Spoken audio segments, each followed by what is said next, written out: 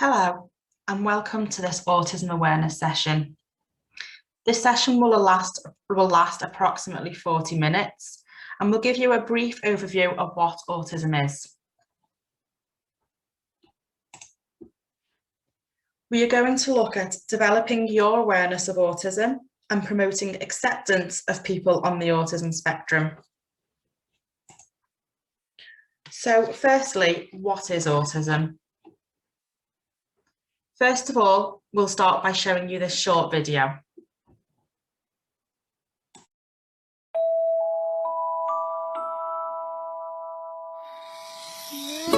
We are all different, and that's wonderful. Some differences are easy to see. Height, hairstyle, gender, eye color, and so on. Other differences can't be seen. Our favorite foods, fears, or special skills. Interestingly, the way we see the world is also different. For instance, what do you see in this drawing? Most people see a duck, but some of you might have seen a rabbit. Whichever you saw, you are correct. This is just a trick drawing to show you that all brains work differently. The brain is your body's computer. It works differently for all of us and controls how you learn. That's why we are all good at different things. How you feel, which is why we all feel different emotions. And how you communicate. Sometimes the brain is connected in such a way it affects senses and how we perceive and read situations and interactions. This is known as autism. Many people have autism, so it's likely you already know someone who is autistic. And for this reason, it's useful to know a little bit about autism. The special wiring inside an autistic brain can sometimes make the person good at tasks we may find difficult, such as mathematics, drawing, or music. It can also do the opposite, and activities we find too easy are incredibly difficult to them, such as making friends. The senses constantly send information to your brain about your surroundings and other people. However, when a person's brain and its senses don't communicate well, the brain can become overwhelmed and confused, affecting how they see the world. Picture yourself walking down the street.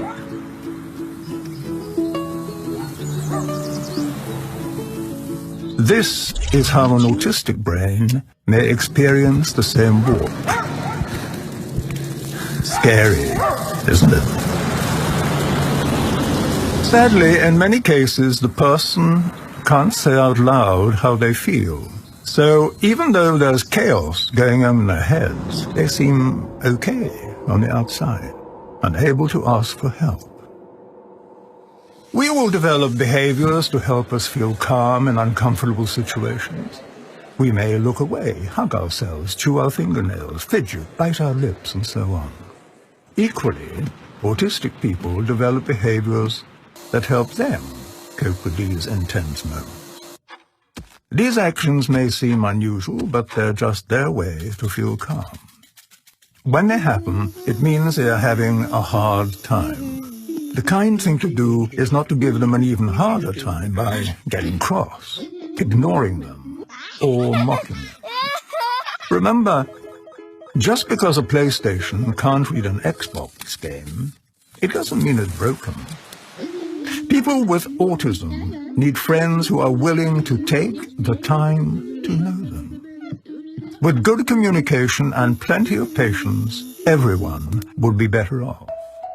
People with autism are not ill or broken. They simply have a unique view of the world.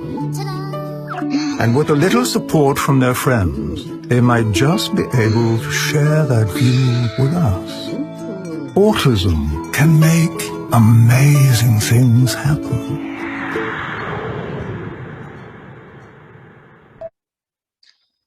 We support and work with many people on the autism spectrum. These are a few quotes from people when they were asked what autism means to them.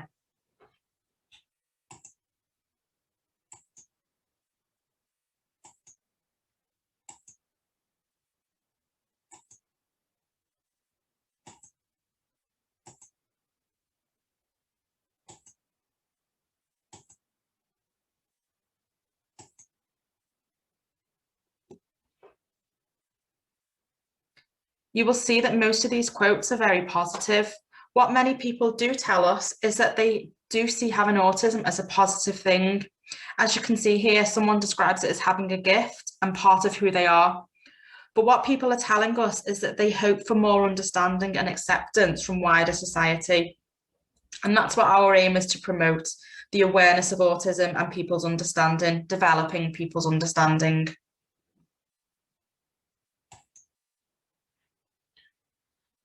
Autism is a different way of seeing the world in which we live. It is a lifelong spectrum condition. When we talk about the spectrum, what we mean is it can affect everybody differently. We have some people with autism who need lots of support in their daily lives, to other people who can go about their daily lives requiring no support or little support. Autism is generally identified in early childhood, generally when the child is around 2 to 3 years old.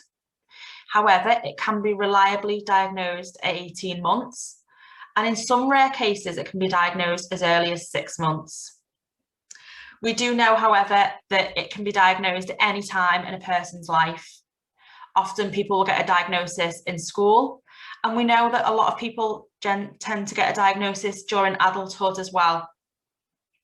We've met many people who are in their adulthood who have gone through their whole lives knowing that there's something a little bit different and not quite being able to put their finger on it, and have later on then got a diagnosis of autism and have said that actually things now make sense to them. Asperger's syndrome is part of the autism spectrum. People often ask, what is the difference between Asperger's and autism? Well, the main difference is that people with Asperger's are generally typically developing with their speech and language. It's as the person gets older that they tend to have more issues with social situations and social understanding. 1 in 100 people in the UK have autism, so that works out at around 700,000 people. Of course, that figure is just the figure that we know. That's the amount of people that we know have a diagnosis of autism. So actually, there is probably many, many more people who have autism.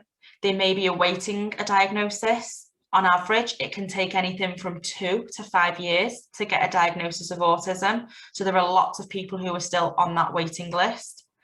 And there may also be people who have autism and go about their daily lives and cope and may not even know that they have it. So like I said, that figure could actually be a lot higher.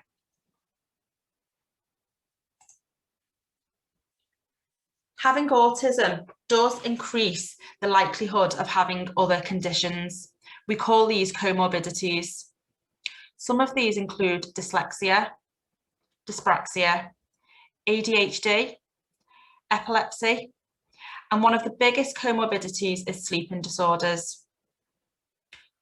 Autism is 17 times more common than Down syndrome and is also more common than cerebral palsy.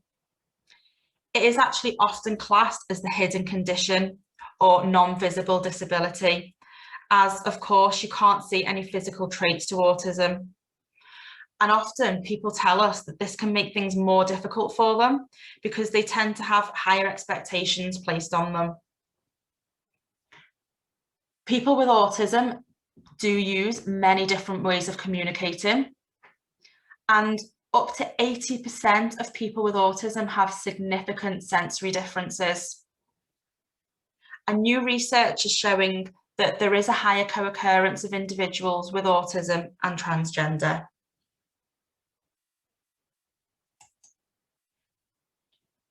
More males are diagnosed with autism than females. One of the reasons for this is females tend to mask their autism more so than males do. Females may copy other people's social behaviours. They may copy their mothers, siblings, friends, for example, and then use these social behaviours in social situations as coping strategies, therefore often hiding or masking their autism.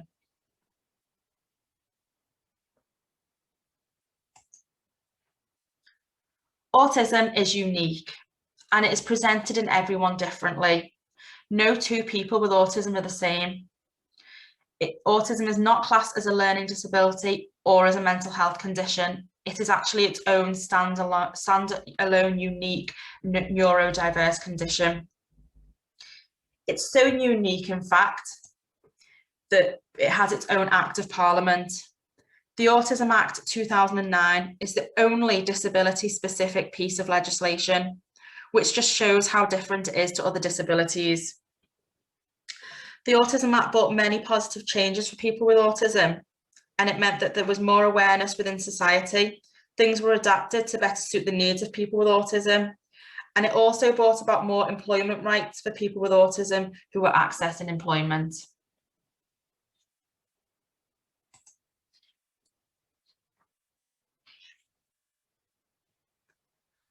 The diagnosis of autism includes the following: communication differences. This is the biggest area of difference. Differences in social understanding, how people react and respond in social situations. Differences in processing information. Often people rely heavily on routines and rules. And sensory differences is a huge part of autism as well.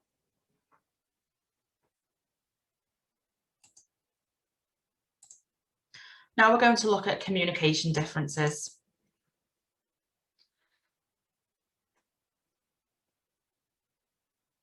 Now we're going to look at how communication can be different for people on the autism spectrum. First of all, behaviour. As you can see, behaviour is at the top of the list. This is because it is one of the biggest forms of communication for people with autism. Many people will use behaviours as a way of communicating. What we must remember is any behaviour we see is a form of communication. That person may have no other way at that time of expressing themselves. Often behaviours can get misinterpreted as someone being naughty. We know that this isn't the case, and it's actually somebody trying to tell us something. And what we have to do is try and work out what that behaviour means and what that person is trying to tell us. How people use and understand language.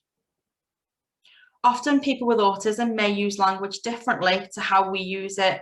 They may use words not in the same context that we would use it, or might have a different meaning to that person to what we know the word to mean. People may often have quite limited language, but that doesn't mean that they don't understand. On the other hand, some individuals may use quite complex language, but that they may not have, that they may have heard other people using, but they may not have a real understanding of what this means.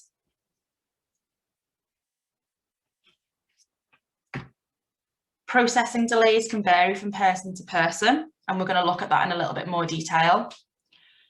We know that people with autism generally struggle to understand body language and facial expressions, or they may misinterpret these.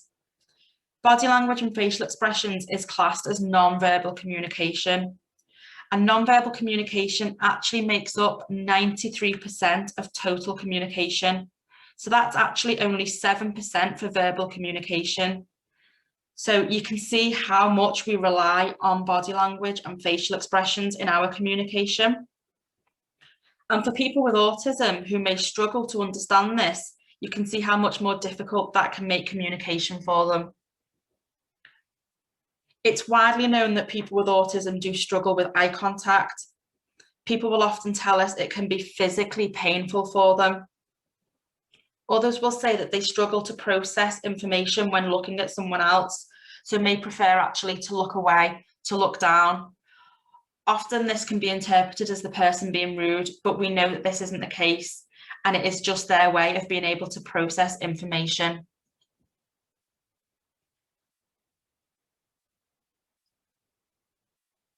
Typical rules of conversation. Are there rules to conversation? Well, yes, there are. How to start a conversation, how to end, a conversation, turn taking, knowing when to move on to a different topic. For most of us, these come instinctively, but for some people with autism, they may need to learn these typical rules to conversation. They may not know how to appropriately start a conversation. And we find many individuals struggle to end conversations. So they may repeat the same thing over and over again until we support them in finishing that conversation. Echolalia. Echolalia is when someone will repeat the last word or phrase that someone has said to them. This often is an indication that the person is not understanding what has been said. Echolalia can be immediate or delayed. We find that many people do this more if they are anxious. For an example, we have a gentleman in our organisation who will repeat the phrase, "Sit down, boy." This was said to him many, many years ago at school. We know when he does this, he is starting to become anxious, and this actually is an example of delayed echolalia. But of course, it can be immediate as well.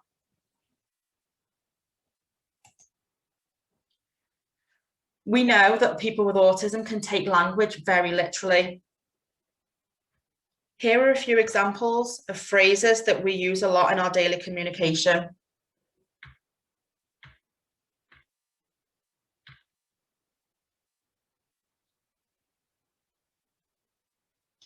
Things like, "You've opened a can of worms," "Keep your eyes peeled," "I'm so hungry I could eat a horse," "Teaching your grandmother to suck eggs," "Pull your socks up." We use these without even really realising that we're using them. We tend to know what they mean. But actually, for someone with autism who may take this language literally, it can be very confusing and sometimes scary. So what we must do is remember to be clear and specific in the language that we use when communicating with someone with autism.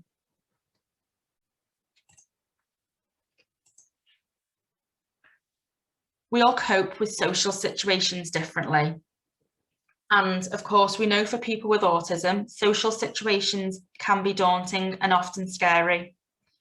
I certainly would never say that a person with autism doesn't have social skills. They just have a different skill etiquette. We all develop our own coping strategies for social situations. I'm sure you can think back to times where you've been in different social situations that you haven't felt 100% comfortable with and have had to develop your own coping strategies to help you to better cope with that situation. And this is no different for people with autism, but often they may need support in this area. For example, situations explaining to them what to do, what to expect, and so on. So even though people do tend to find social situations quite difficult, this doesn't mean, however, that people with autism don't want friends and relationships. They do. It is a total myth that people don't want to have friendships or relationships. They just find this much more difficult. People can struggle with making friends, pacing of relationships, maintaining friendships and relationships. One of the reasons for this is people often struggle to understand their own thoughts and emotions and other people's thoughts and emotions. And they struggle to understand the intentions of other people. This, unfortunately, can make people with autism more vulnerable to mate crime. What is mate crime? Well, mate crime is when somebody befriends someone to take advantage of them. For example, they may make friends with somebody just to use them for their money. Unfortunately, we've seen some very sad cases of mate crime within our organisation. However, we have been working with individuals to support them in their understanding around this, and things are getting better.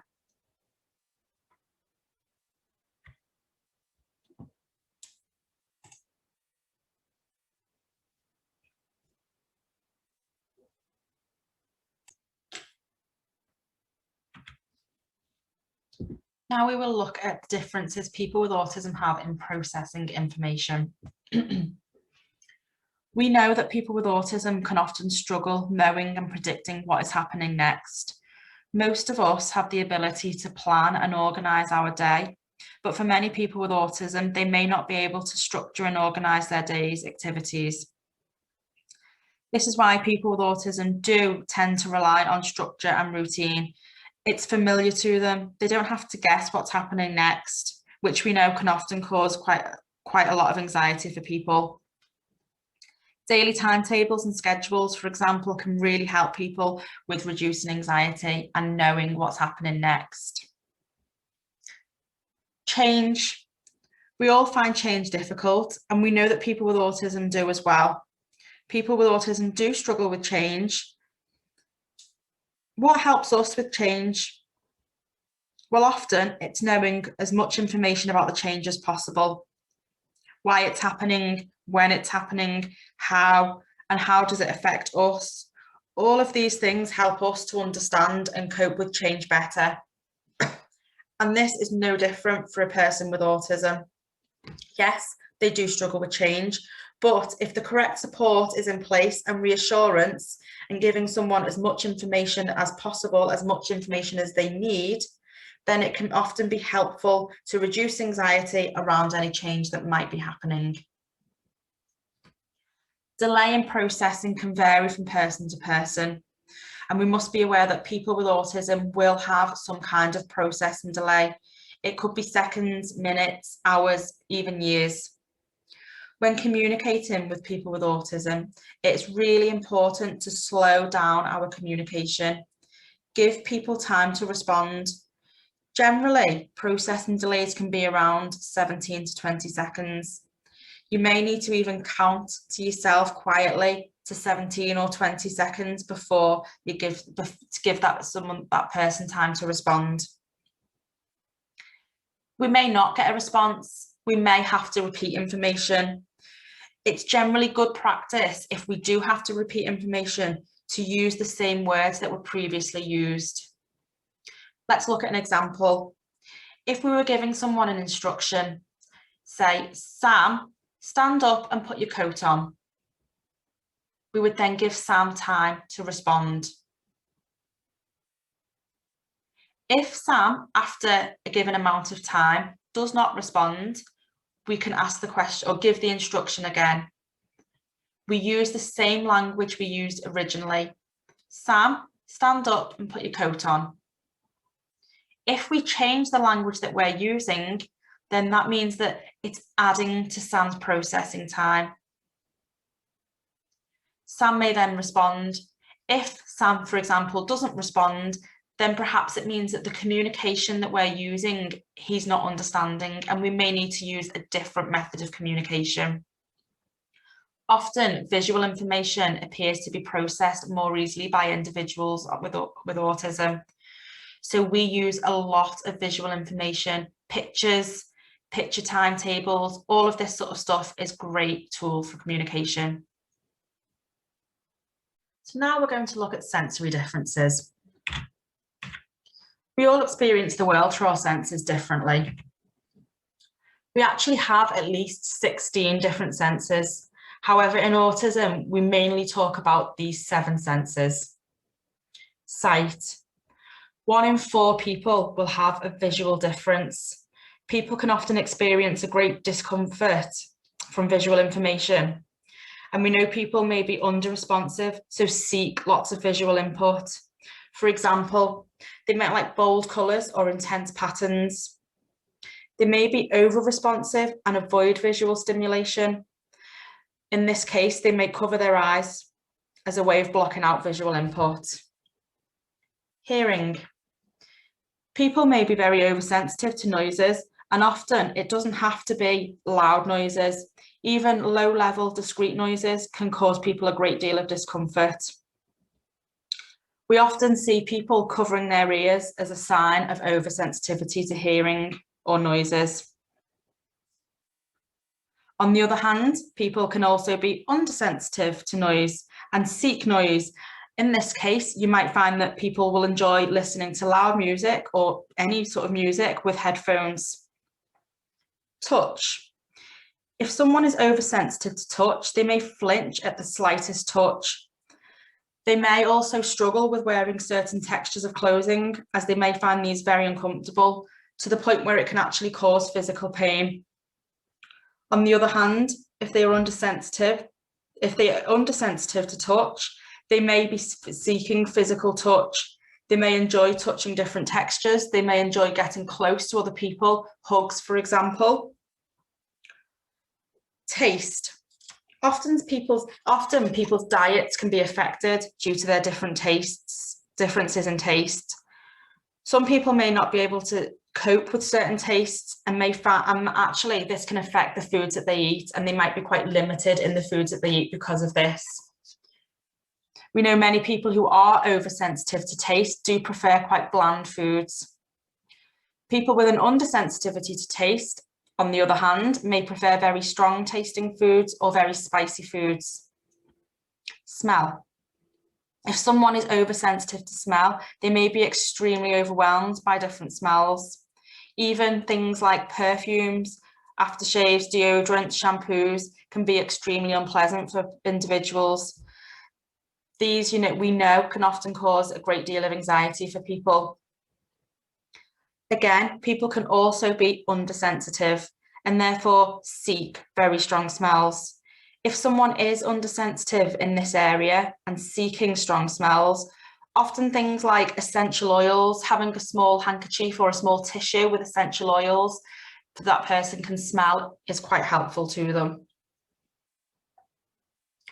Proprioception is another sense that we talk a lot about in autism, and we know that many people with autism are affected by this. This is all about our body awareness. This is our ability to know where our bodies are and what they are doing. We get feedback from our muscles and joints telling us where our body is and what it's doing. For some people with autism, this can be different. People who are oversensitive may not have an awareness of things like personal space because they may not know where their body starts and ends. They may also tend to be quite heavy-handed. Again, people can also be undersensitive.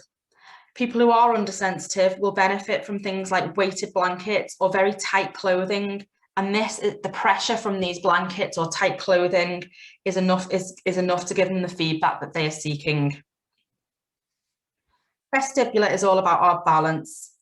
People with autism may have a difference in their vestibular system. If any of us ever get motion sickness or travel sickness, this is because of our vestibular system. People with autism may experience severe motion sickness, or again, on the other hand, they may be undersensitive and they might actually really enjoy things with lots of movement. For example, roller coasters.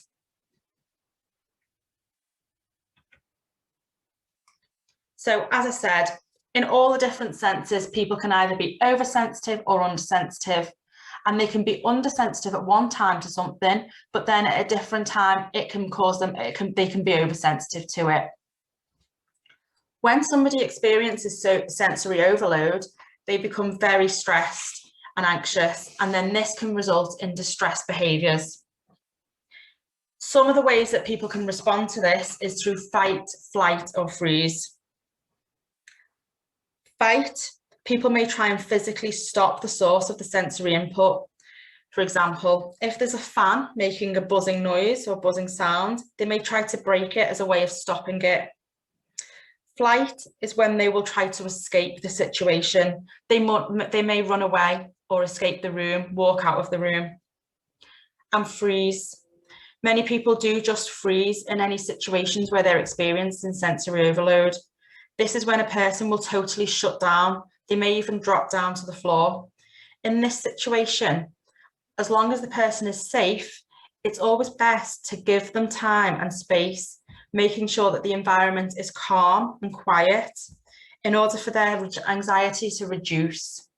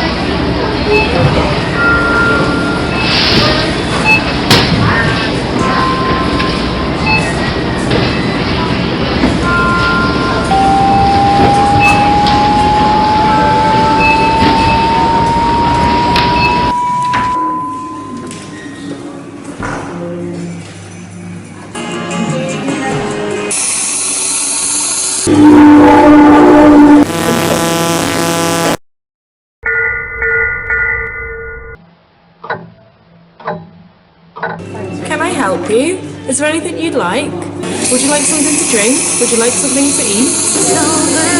That will be £5.20, please. Are you paying by cash or card? Anything else I can help you with today? That will be £5.20.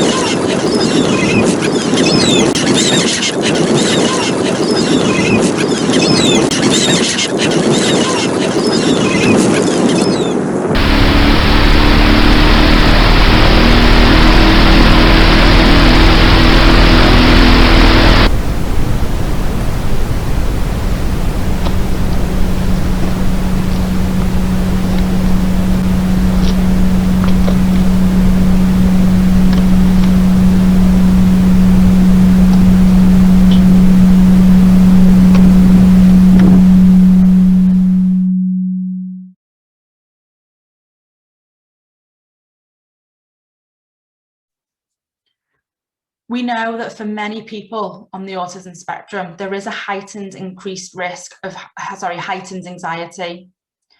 This may develop into a mental health condition such as depression.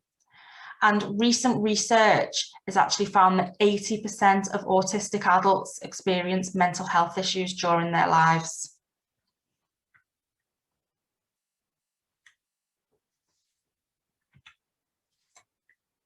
Some of the ways that stress and anxiety can affect individuals is irrationality. They may become disagreeable. Decision-making can often be more difficult for people.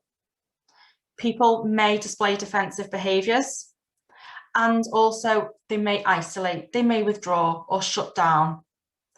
When we see any of these signs of behaviour in individuals, we know that generally that person might be feeling quite anxious and quite stressed, and often reassurance, time, comfort, patience is a way to bring that anxiety down.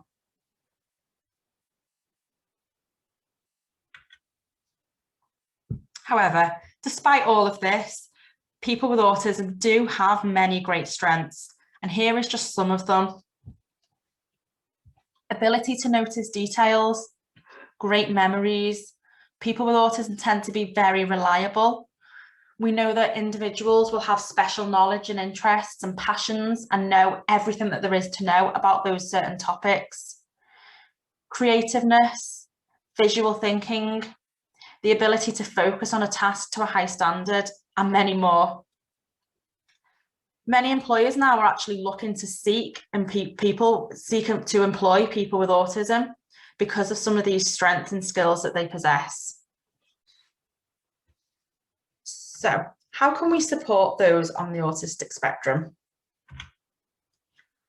Well, by providing information simply and directly, things like visual information, visual timetables, chunking information. So rather than giving lots and lots of written information, breaking it down into small points so it's more easily understood by individuals.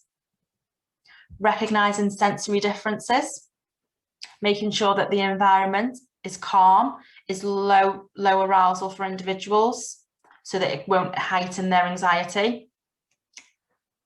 Really important is building trusting relationships. You know, I talked about earlier, people having passions and high interest areas.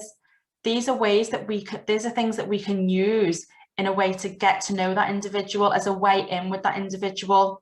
Often using something that that person is really interested in is a way to engage with them.